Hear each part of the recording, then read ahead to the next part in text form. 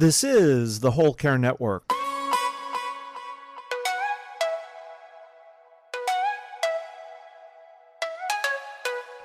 Helping you tell your story one podcast at a time. Content presented in the following podcast is for information purposes only. Views and opinions expressed in this podcast are solely those of the host and guest and may not represent the views and opinions of the Whole Care Network. Always consult with your physician for any medical advice, and always consult with your attorney for any legal advice. And thank you for listening to the Whole Care Network.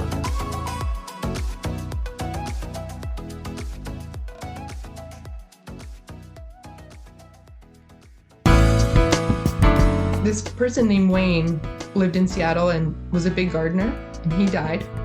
And his body was composted by Recompose. And his sister Marie came and picked up the soil after 2.5 months. She brought a trailer, and our team helped her, load the trailer and tie it down with tarps. She brought it back to his neighborhood, and then all his neighbors came with 5-gallon buckets and took some of that soil and brought it to their gardens. And so Wayne just kind of is still gardening in Seattle in his neighborhood. This is the Heart of Hospice podcast with Helen Bauer. Today's guest, Katrina Spade, is the founder of Recompose, and she's teaching me about human composting. Whether you're a family caregiver or an end-of-life professional, the Heart of Hospice is here to enhance your hospice experience by connecting you with information you can use about end-of-life care.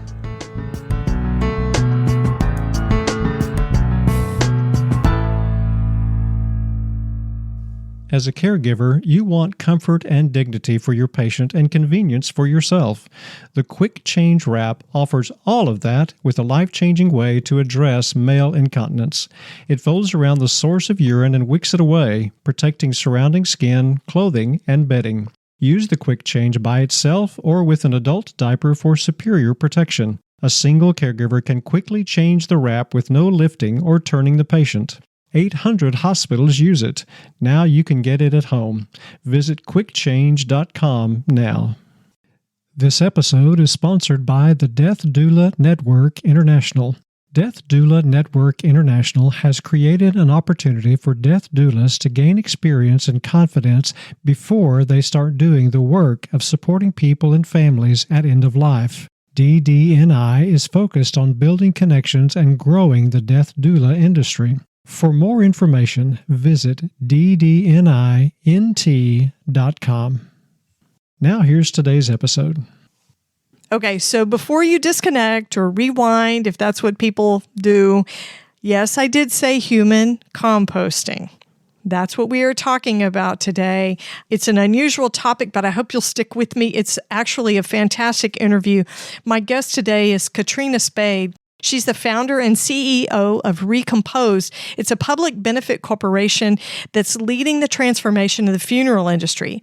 Katrina herself is a designer and the inventor of a system that transforms the dead into soil, aka human composting. Recompose was founded in 2017, and since then, Katrina and the organization have led the successful legalization of human composting in Washington State since 2019. Recompose became the first company in the world to offer the service in December of 2020. The process is now also legal in Oregon, Colorado, Vermont, California, and New York. So sit back and relax. You might want to put your seatbelt on because this is going to be different. It's going to be very interesting.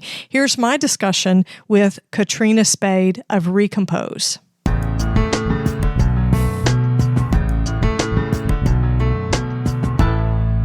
Katrina, it's so great to have you on the podcast. Welcome. Thanks for having me. We're going to do an icebreaker question because we have a pretty intense topic to talk about today. So we're going to start out with something just kind of fun. Tell me and my listeners one thing most people don't know about you. Okay, let's see. I'll play any sport.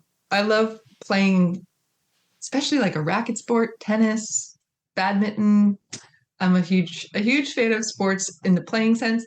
I'm also pretty competitive if you put me out there with a racket. So Well, Yes. that sounds like a little confession there. So are you only competitive in sports, or is that something that you just come by naturally?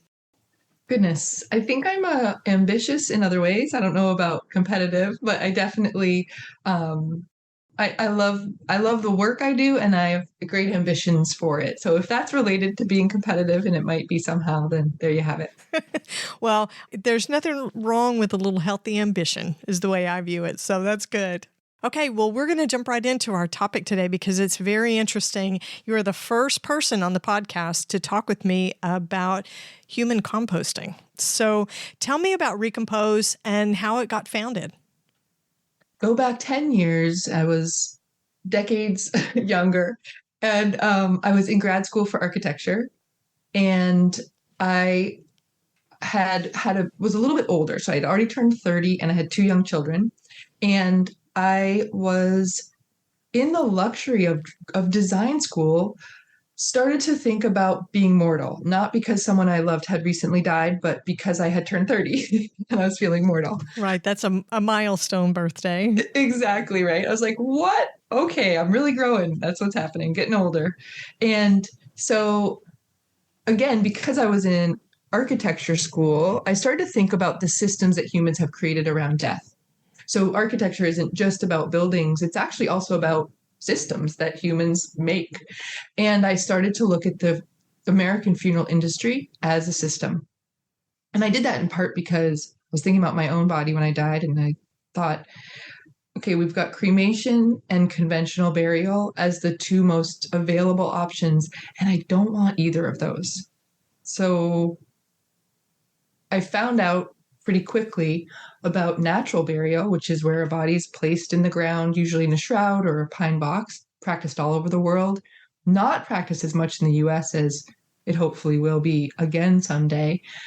And I looked at that beautiful option and thought, but I like living in cities, and that sounds like an option that's mostly for our rural landscapes where you have enough land. So all of this kind of coalesced, and I started to wonder if I could design an urban solution for ecological death care, a way to have a green funeral in our cities. And right around the time when I was thinking through all that, my friend called me on the phone and she said, Katrina, did you know that farmers compost cows?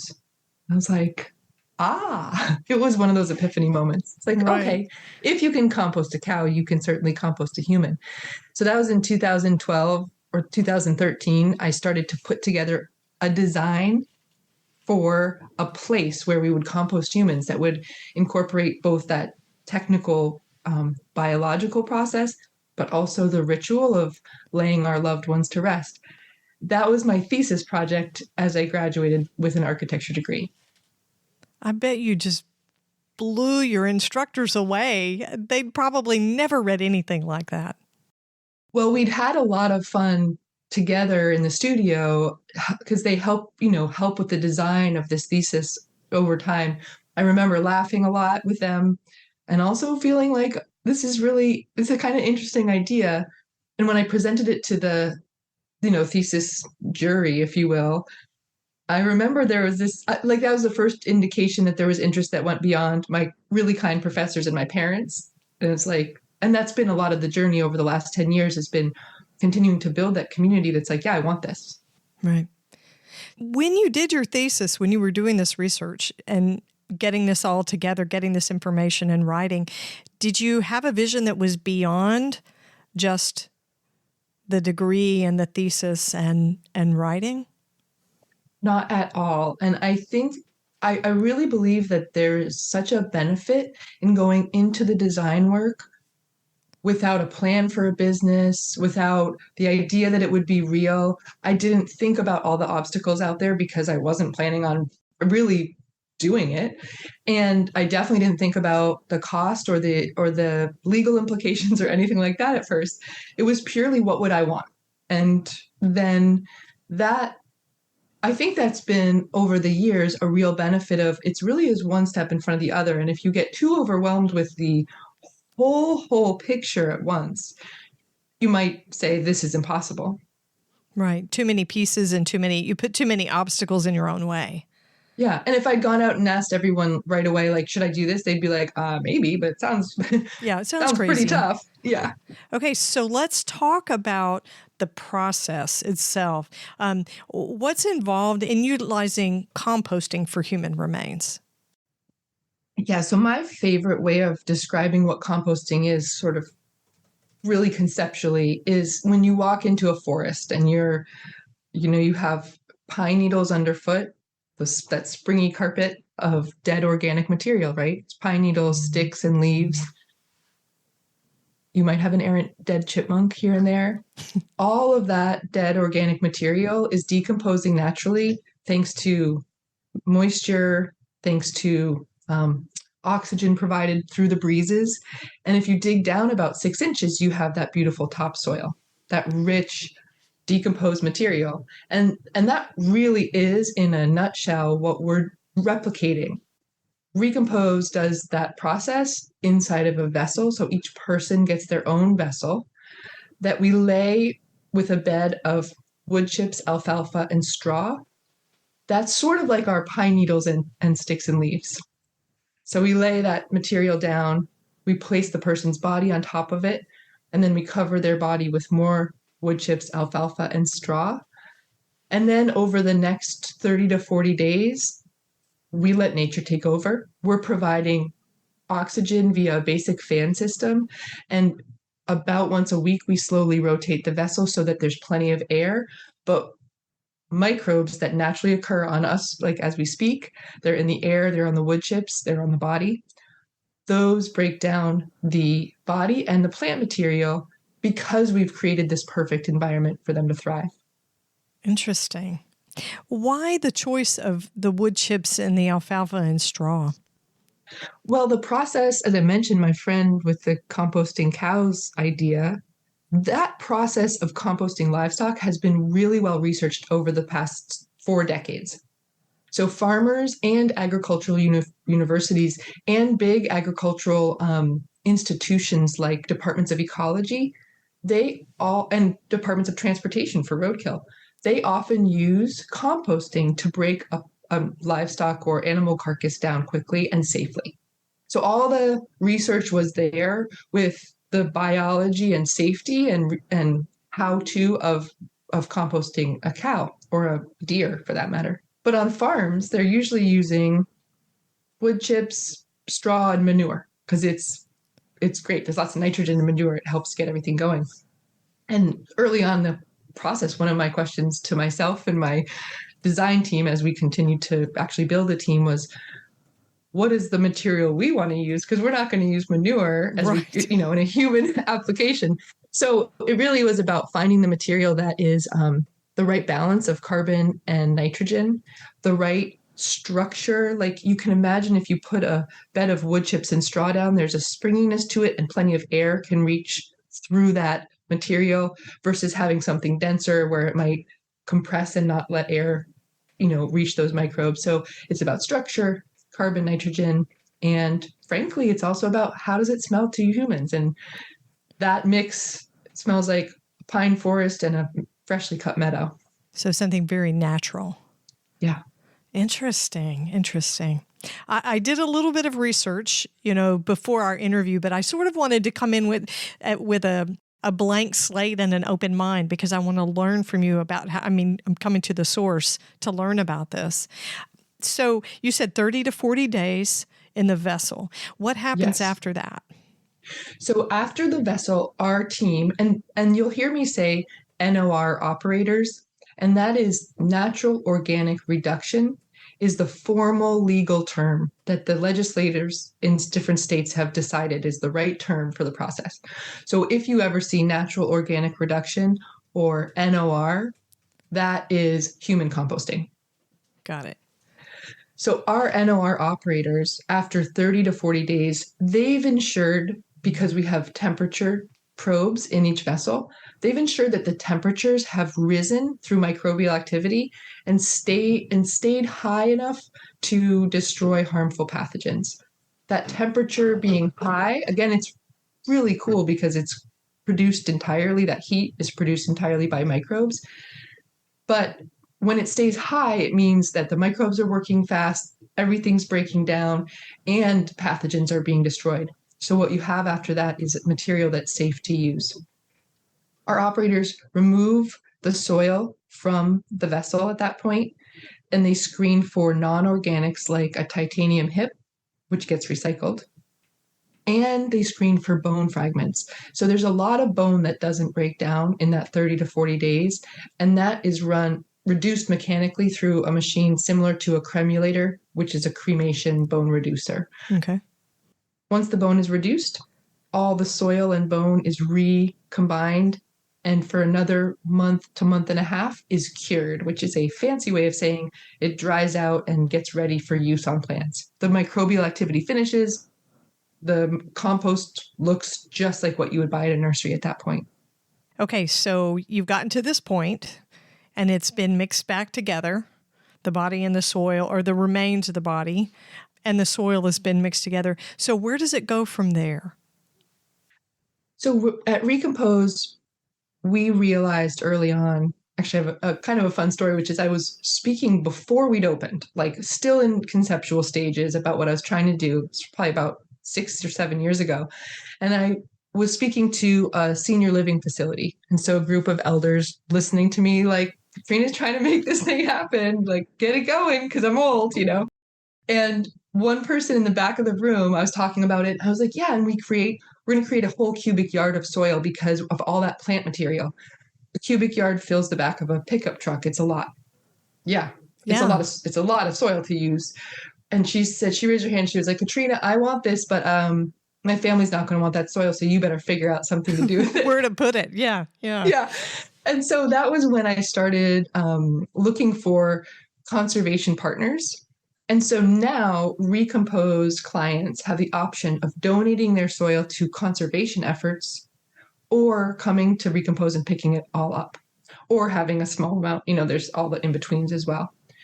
50% of our families donate the soil to conservation efforts. And our conservation partner in Washington State is a 700-acre forest. It was mismanaged back in the 1930s. It never got started again as a healthy forest, and they were going to start buying compost because they needed nutrients and biomass. And instead now our families get to donate, and individuals get to donate their soil to that place, and it helps regenerate the forest. So half of our families do that, and the other half come and pick it up from us. And I love that side of it too, because it means that, number one, often a family that's experienced a death, and then, 2 to 3 months go by as this transformation happens. And then they come to Recompose. They often meet our NOR operators, the folks who've been tending to their person's body for that time frame. You get to meet them, and they pick up the soil and they bring it home. My favorite story about the use of the soil so far, I shouldn't pick favorites, but it's a really great story and I know I can use their names because they've given us permission, but this person named Wayne lived in Seattle and was a big gardener, and he died, and his body was composted by Recompose. And his sister Marie came and picked up the soil after 2.5 months. And she brought a trailer, and our team helped her, load the trailer and tie it down with tarps. She brought it back to his neighborhood in Seattle, and then all his neighbors came with 5-gallon buckets and took some of that soil and brought it to their gardens. And so, like, Wayne just kind of is still gardening in Seattle in his neighborhood. That's awesome. I mean, it's an idea that sort of needs to take shape in people's minds and as they understand, I think. And that's one of the reasons I want to talk about the process and how it works and what the benefits are of it. So people don't have to take the whole pickup truck full of the soil. They can just take a smaller amount and a box or an urn or whatever. Yeah, this is our small standard size for houseplants maybe in your apartment. And again, this is meant to be an urban solution. So it's not the expectation that everyone has a place for a cubic yard of soil. Right. It's more about ecological awareness and contribution rather than we're going to take dad's soil and put it in an urn or a jar up on the mantelpiece. we really strongly encourage people use the material to grow things, to grow new life. I mean, it is living soil. It is nutrient rich. Was once your person, but isn't really a person anymore. And that to me is one of the fundamental shifts that, we don't have to accept that shift, but it's there because actually you get to rejoin the grander ecosystem quite literally. Right. I think that's beautiful. I think that's an incredible legacy is really what that is. I love that.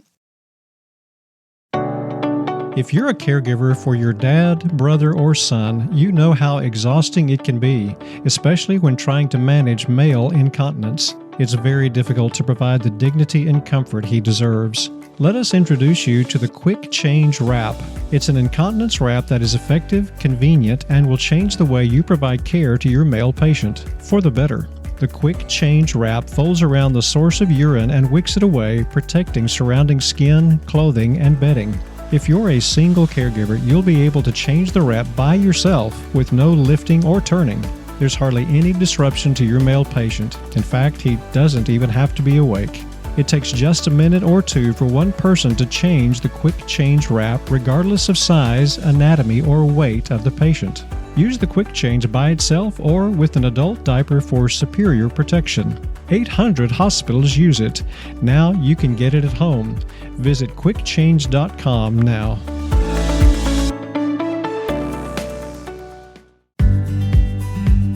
This episode is sponsored by the Death Doula Network International. Death doulas are always seeking ways to gain experience and confidence before they start doing the work of supporting people and families at end of life. The Death Doula Network International has created that opportunity.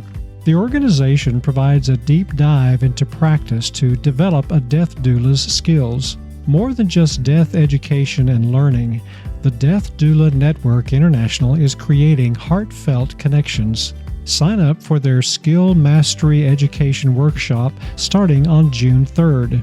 The Immersive Skill Mastery Program is for doulas who have taken a basic foundational course and want to develop their skill set and build confidence in their death doula practice. DDNI brings a unique and dynamic energy to this learning based on personal connection, engagement, and humor. Find out more at ddnint.com. Now, back to the conversation. So one of the steps in the process that I read about at Recompose is a laying in. What does that involve? Yeah, so back to grad school, really, I assumed or believed that it was important to create a new disposition option, like the what we do with our bodies, but as important to encourage ritual back into our lives around when someone dies. Cremation is now the most popular form of death care in the US. And I've heard so many people, and I bet you have too, say, just cremate me, don't make a fuss. Right. And I'm like, well, let's just think about that. Isn't this the best moment to make a fuss? You just died. This is the time to make a fuss, like mark the event. And I know that I think that people say that because they don't like necessarily the options they've been given to mark that occasion. And so I wanted to at least provide a different way to mark the occasion that like was a natural partner with composting a body. So what I started with was what is it that we need to do? We need to place the body into a vessel. We need to cover it with plant material. So maybe that alone, maybe that is the ritual. We're not trying to make up something that doesn't relate to what we're actually doing. We're just trying to use those actions and have a minute around them and recognize that they're pretty profound, actually. So at Recompose, we have what we call the threshold vessel. And this is a vessel in our gathering space that is very much a doorway. It's not an active composting vessel. It's a doorway between the gathering space where ceremony, a funeral or memorial service happens, and our active composting space just next door, just on the other side of the wall. And so during a laying in, the body is there with friends and family, on what we call a cradle. And we place wood chips, well, the family and friends, if they want to, and usually that's the case, place wood chips and straw and sometimes flowers and sometimes moss from their favorite forest and sometimes, poems on paper shredded up. All of that gets placed with and on the body in the cradle, and that cradle gets placed into the threshold vessel. And that's the laying in that then our team takes the body from the other side into the active composting area. So it's really about the transition and about taking a minute to mark that moment. So when you think about cremation is very similar to the way we have medicalized death here in the United States. I'm always comparing things as against hospice and how we manage death in the United States. Very medical. When what we know is it's a social event, it's a relational event. And cremation is not any of those things. Cremation is sterile, it's removed from the family, they're not involved in whatever ritual or process is involved with cremation. It's very much removed from the social aspects of processing, I hate to say processing the body, but taking care of the body after death. The fact that you're providing this ritual and connection as a transitional ritual, that must have a lot of benefit for your families. I think so. I think it allows them a chance to connect to the process ahead. There's a kind of a recognition that this is as hard and grief-stricken as the moment may be because you're losing that person alive. There's a real recognition that their body is going to go on to do something else and be part of a different journey or the next phase of the journey or however you want to look at it. And so again, it really is about, I think, taking the time and noticing that is happening. It sounds like a send-off. It's a bit of a send-off. Yeah.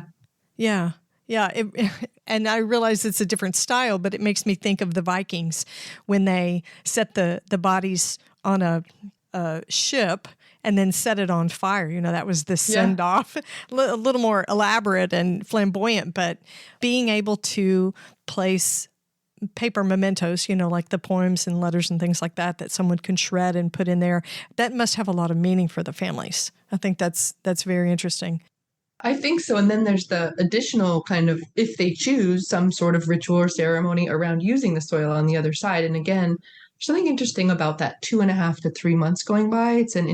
It's a time to take a breath. It depends entirely on how your relationship with that person, how much you've quote unquote healed, or grieved, but there's still that time. And so then I think there's something kind of lovely about that time that goes by. It's not 4 hours. I remember when my grandmother died, she was cremated, and my mom called me. We were talking a few days after she had died and the cremation had already been accomplished. And she said, they had run some errands, and then they buried my grandmother's ashes next to my grandfather. And to her, it was like, we just happened to be out there. She said, we were just going to check on the cemetery plot. We just had her buried there. Yeah. No ceremony. It was sort of an afterthought. It was like, I'm in the grocery store, so I'll go ahead and buy some bananas while I'm there. And I remember being horrified at it, not understanding at the time it was a ritual that I had expected would happen and that I wanted to be included in. Yeah. But it was just sort of an afterthought.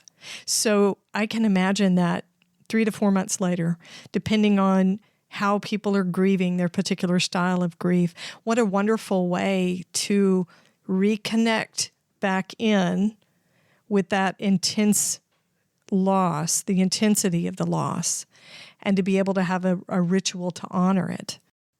I think that's got to have a lot of meaning for people. Yeah.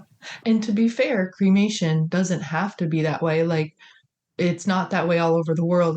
We've really shoehorned it into being like no muss, no fuss. And right. But I mean, in theory, it could be very beautiful with attention to the fire and all of that. So just to say, I mean, part of my job is to educate about cremation, especially about the carbon footprint that's inherent in it. But at the same time, I do believe that we should have lots of options. And if cremation is meaningful and you want that option, you should have it. So I'm like, Sure. It's an interesting position to be in where I fully want human composting to be the most popular option because the benefit to the planet is huge. And I'm obviously incredibly biased towards it. But at the same time, what I really want is for everyone to be choosing these options with intention. Right. For what suits them. So let's talk about the carbon footprint of human composting. Exactly what kind of impact does it have environmentally? Well, there's a carbon footprint in both cremation and conventional burial. So cremation is the fossil fuels used to burn a body. And that process emits mercury and particulates and carbon into the atmosphere. And then conventional burial is the manufacture and transport of things like steel caskets, concrete grave liners, and headstones. And then on top of that, the upkeep of the cemetery with mowing and watering, right? So interestingly, those two options both have about the same carbon footprint. With human composting, you get to not do those emissions, but you're also sequestering carbon into the soil, into the ground where we want it. And so the combination of the avoidance of emissions and then the sequestering of carbon, it gives a benefit of around a metric ton of carbon, which for people who are like, I don't know what that means, which is, fair. It's a number that is significant. It's, I'm actually spacing on the actual thousands of miles driven that would be equivalent to. Mm-hmm. It's not going to solve climate change for everyone to be composted. But if everyone was composted, it would make a significant difference and would be a really important, I see it as a really important piece of the climate change toolkit. Like we need to fix transportation, housing, death care, and we can do that with human composting. Right. It's a huge industry, but it's interesting. I had never heard that. So conventional embalming, processing actually has the same carbon footprint as cremation. Yeah. That's interesting. I think a lot of people, at least I did, I had the viewpoint that cremation is better. A lot of people have that viewpoint. I think I guess it may be because it feels it feels lighter because there's not a land use aspect. Right. But I too had that viewpoint. And so when I found out they were about equal, I was like, okay, well, even better to provide a new option. Right. So here's a question regarding people who are quote unquote eligible for the composting. Are there people that don't qualify based on illnesses or medications, anything like that? So composting does a really excellent job of destroying pathogens and breaking down pharmaceuticals. So put that over here. This is a little bit in the weeds, but when there's things like outbreaks of avian flu, composting is typically used to safely take care of those carcasses. So that's how good it is as a process of safely reducing pathogen load. Just to say that, I think it's fascinating, but again, it's a bit in the weeds. The things that would make someone not a candidate for human composting include a prion disease like Creutzfeldt-Jakob. Okay. That's a very rare disease. Mad cow, it's like the human equivalent to mad cow. Exceedingly rare disease, but not shown to break down in composting. Now, the medical examiner would let Recompose know that, and any funeral home, by the way, Recompose is a full-service funeral home. The medical examiner should be letting any funeral home know that the person died of that disease. They shouldn't be embalmed either. They should really be, quickly and simply cremated for safety. The other are people who have died of Ebola or died with active tuberculosis, because tuberculosis, interestingly, doesn't break down in composting either. And then finally, if you have died with a radiation seed implant, so that's like an actual physical implant that's emitting radiation, that seed implant needs to be removed, and then 30 days needs to go by to make it safe to compost that body. So you could be a candidate, but you might not want to wait the 30 days. Right. So there are some caveats to it. There's a couple caveats, yeah. Katrina, human composting isn't legal in every state in the United States. Where do we stand across the country and with legislation making it legal? So the first bill to legalize human composting passed in 2019 in Washington State. Recompose was based there and thought it was a good place to begin. And I happened to be, I got some great advice on how to make laws pass and got a fantastic sponsor in Senator Jamie Peterson to pass that law. That happened in 2019 and went into effect in 2020. And it was followed by Colorado, Vermont, Oregon, and then California, New York. So we've got 6 states that have legalized human composting. And I believe there's about 12 that have bills this year that are being looked at this session. So in the perfect world, 12 more would legalize. I don't know how many will actually make it through this year, but it'll be interesting to see. So does Recompose, are you involved in making people aware of the legislation and educating, trying to push these bills through? Is that part of what you do at Recompose? Yeah, if people are interested in helping to do that, we have a page on our website that outlines the laws.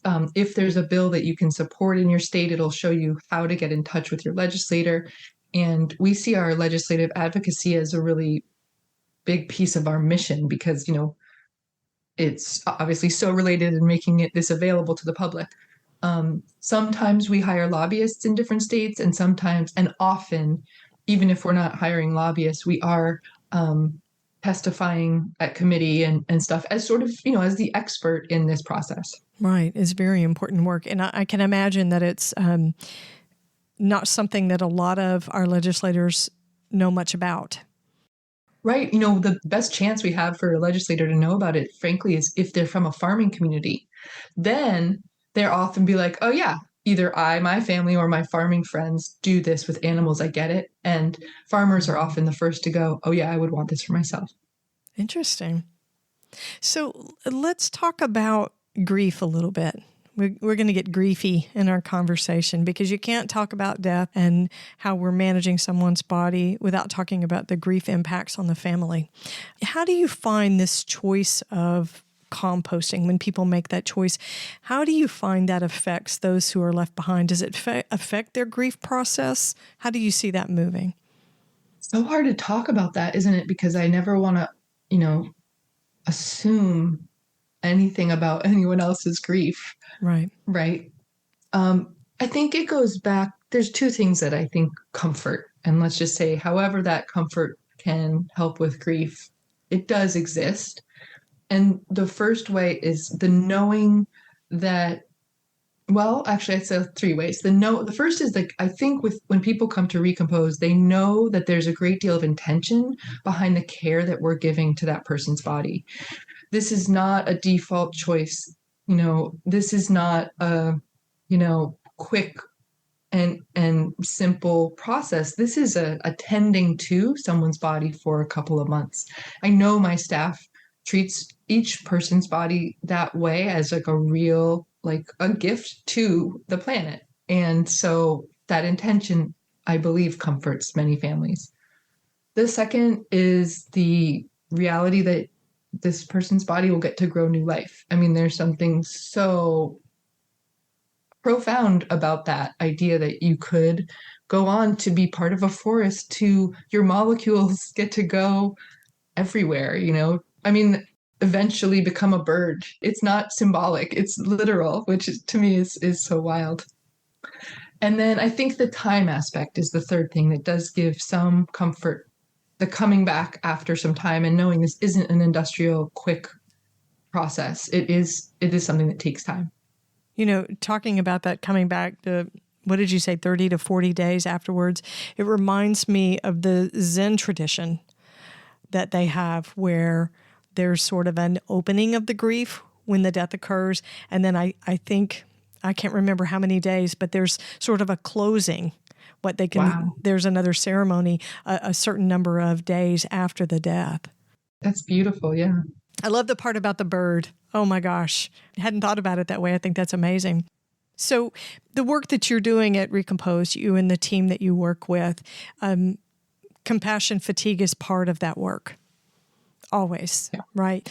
I would hope that anybody working with the dead and the dying, even to do something so meaningful, that they feel empathy towards the people that they're serving. How do you find you and your team? How do you find yourself affected by the work that you're doing? And what do you do, as everybody is asking these days, what are you doing for self-care?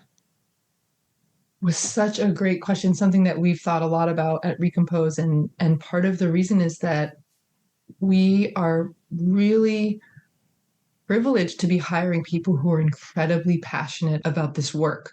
So we have two main teams that do the work of direct care. One is the NOR operators who I've mentioned, who are tending to the bodies in the vessels. The second is the services team, which is made up of many licensed funeral directors coming from mortuary school and other more conventional funeral homes, and knowing that they want to shift and do this work that is different in a lot of ways from conventional funeral industry work.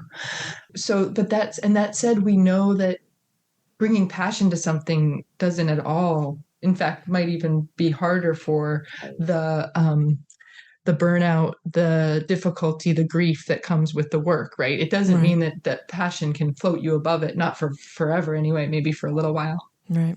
So we have a emotional care training that we've created for Recompose, and all staff, no matter what your position, take that training when they begin. And some of the things it looks at are things like self-care, and also stuff like consent and conversations that you might have with another employee at Recompose, where, the grief you just held in the other room, before you share that with someone else, you have a conversation and get consent to share that, like, really hard, emotional thing that you're bearing. So a lot of it is how we relate to each other. And what we don't assume is fine to just say, like, I just had this really hard thing happen. Well, you can have that conversation, but let's make sure you're getting consent with your coworker first, so that we're just being really considerate, I think, is another word I would use, a considerate of how we're interacting with each other. And then finally trying to set up a work-life balance. That's huge. One of our deepest values is that this is death care. And so you can't work all the time because we know life is short. And so whether it's the way we're trying to craft our on-call system so that no one is on call all the time, to the way we're trying to, make policies around vacation and make policy around work on the weekends and nights. That stuff is really hard. And frankly, every company should probably be doing it, but it's especially important to us because of the work. I think people assume that because we work in industries where we're supposed to be compassionate and have empathy, that we're better at how we take care of ourselves and how we take care of each other. Yeah, you're already shaking your head. We know that's not true. On the flip side of things, it is a business. Death care is a business. Hospice care is a business. But there has to be such a blend of these other gifts and skills. I love the way that intention seems woven, not just through the process and how you take care of the bodies that you receive in the families, but also how you interact and take care of each other. I've had this grief experience that I need to offload, but I'm going to ask you, Katrina, can you sit with me in this for a few minutes? Can you receive this right now? Is this a good time to talk about this? I would think that goes a long way in reducing compassion fatigue. Yeah, I hope so. And I won't pretend we have it all figured out. We're still working on, and we will continue to be working on that for probably forever. Another thing I really appreciate about our point of view when it comes to work is we want to be really transparent with people, especially like young folks coming in with this passion, that it's okay to decide it's not for you. It's okay to say, I'm going to go try something else. This death care work is not going to be sustainable for me. It's also okay to walk away, go away for some time and come back to it. So like kind of releasing for people. I think there's a lot of excitement around death care work. I know there is right now. And I know that young people are especially like taken with the idea of working in this really meaningful industry.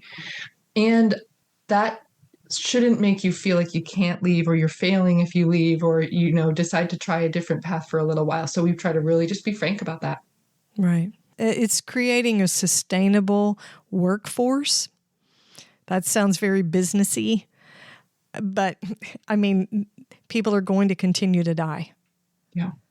Right? That much we know. Yeah, we know that for sure.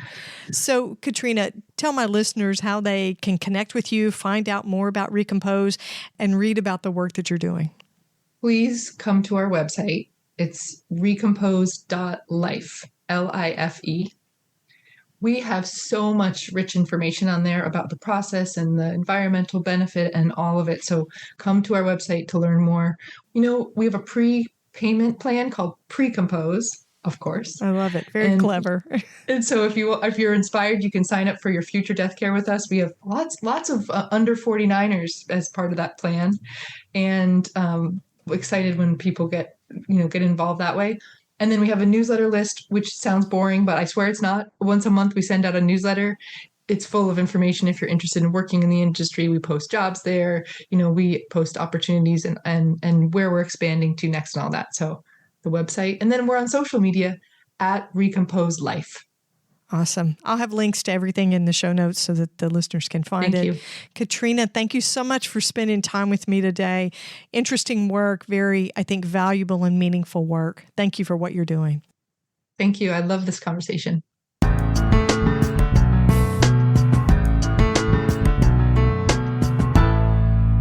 Okay, you can't say I didn't warn you. But I love the intention and the respect. They didn't just dig a hole and throw a body in. It's nothing like that.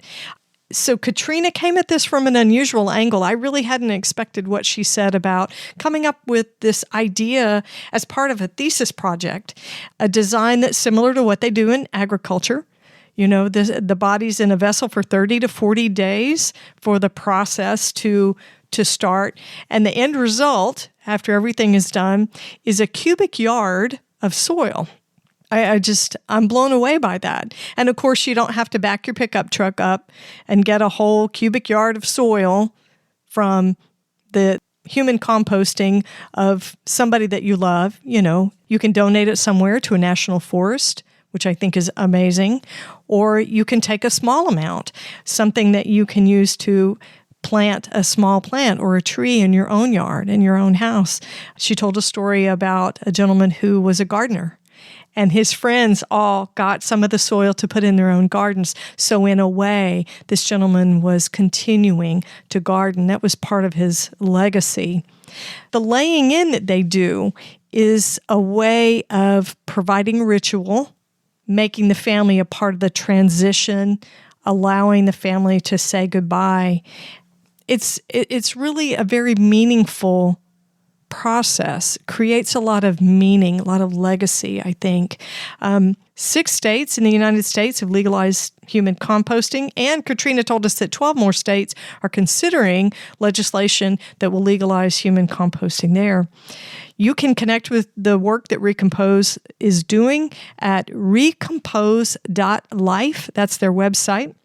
They're also going to be utilizing regulation crowdfunding, and you can actually purchase shares of this private company. You're going to want to check that out. You can also find them on social media. So connect with Katrina, connect with Recompose, and see this meaningful work that they're doing. Be sure to catch the next episode of the Heart of Hospice podcast. You can find more episodes on theheartofhospice.com, and don't forget to subscribe on your favorite podcast platform. You can connect with the Heart of Hospice on Facebook and Instagram, and send your questions or comments by email to host@theheartofhospice.com. And remember, no matter who you are or where you are in your hospice journey, you are the heart of hospice.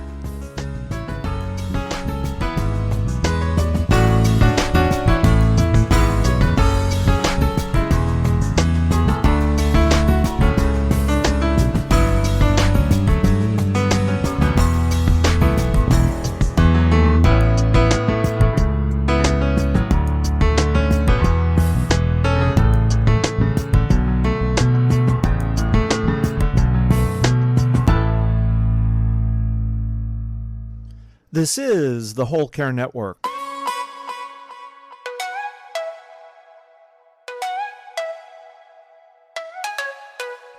Helping you tell your story one podcast at a time.